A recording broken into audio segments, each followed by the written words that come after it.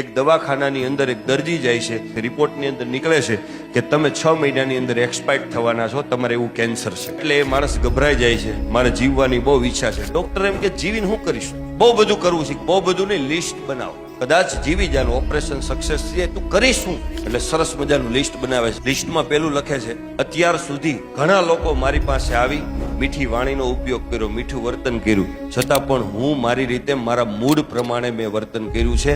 એ બધા લોકોને ઘરે ઘરે જઈ અને સોરી અને થેન્ક યુ કહેવું છે. ઘણા લોકોએ પાછળથી વખાણ કર્યા છે પણ હું એને ઓળખી નથી શક્યો.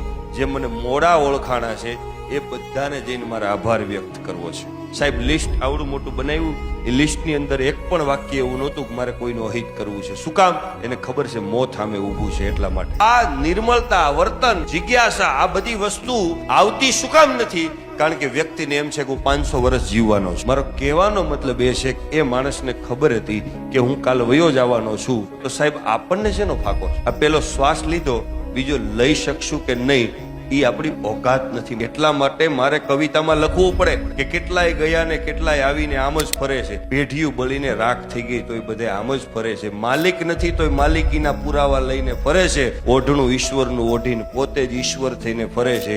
કેટલું સરસ નાટક માણસ કરે છે તો ઈશ્વર એને રોજ માફ કરે છે ને રોજ પ્રેમ કરે છે.